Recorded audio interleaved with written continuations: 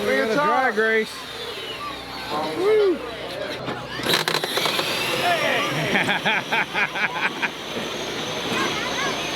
Oh, he got treed. Oh!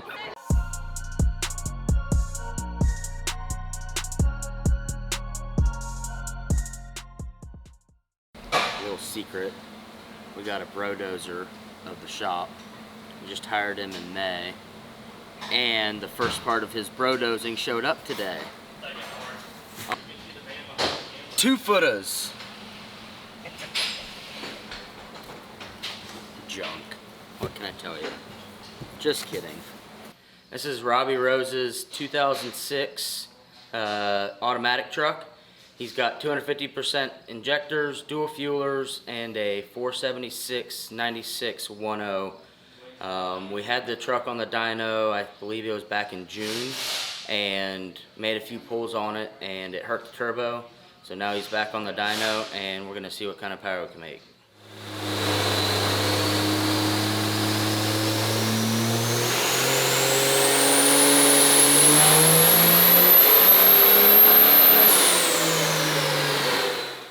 Alright, so we got Robbie's truck all wrapped up. Since he had trouble turbos the last time he was on the dyno, he didn't really want to do a max effort tune. I think it was 2018 we had made 1252 horsepower with that same setup.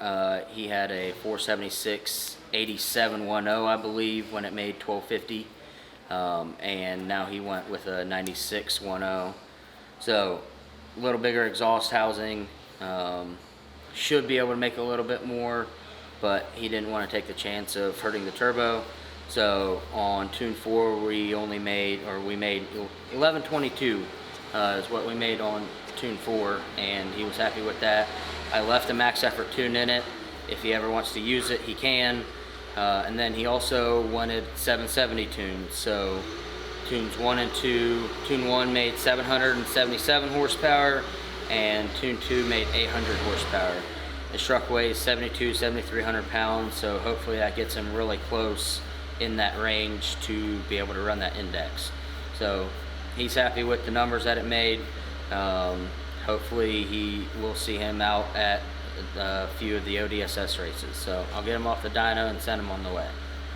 Alright guys, we got a little update on Josh Rubel's truck. We're doing the performance, D&J performance engine in it.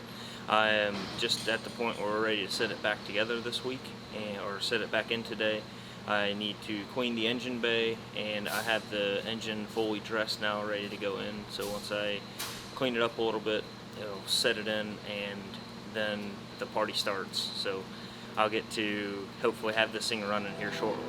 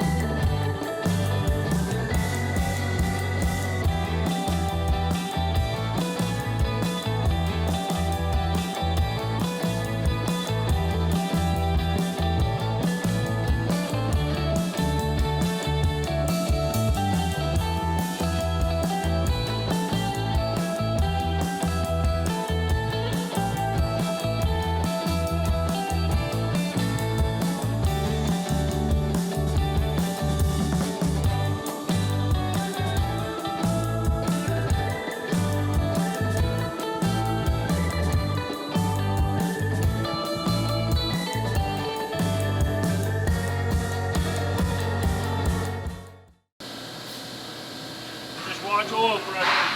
What? Watch oil pressure and crank. What?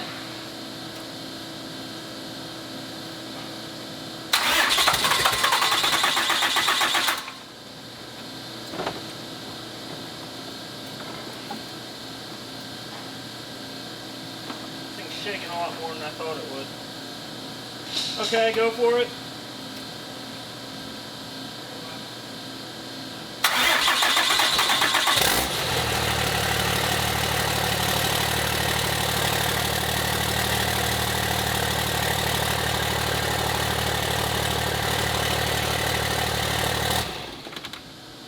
Two jump packs and the battery charger on it for a solid 3 hours, and it started. I ain't checked 'Cause, charging yet. like, I'm looking at the alternator. It's wrong one. Like, I was gonna It's say got the wrong something's pulley on it. something's got very lined up incorrectly. Well, that, and it needs to be up here like Oh, well, that so. makes sense because it's not really mounted at all. Okay, that makes more sense now. I'm like, this thing is crooked as can be.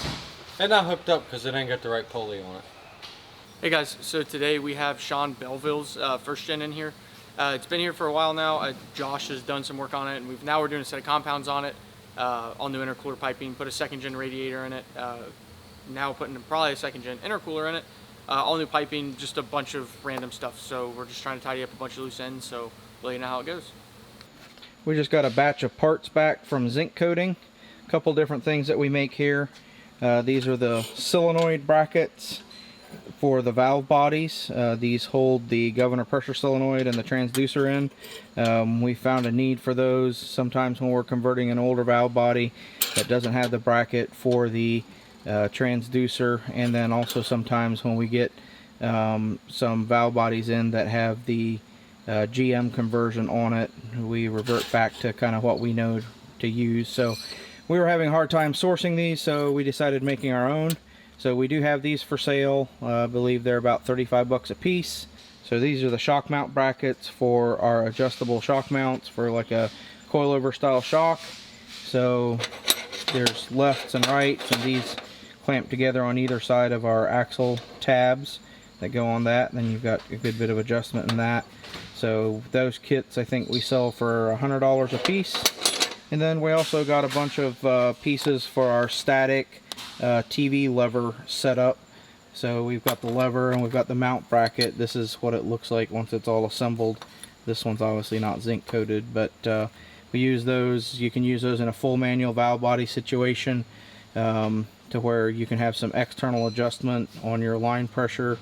And then we also use that on all of our anteater setups for controlling the throttle valve with that.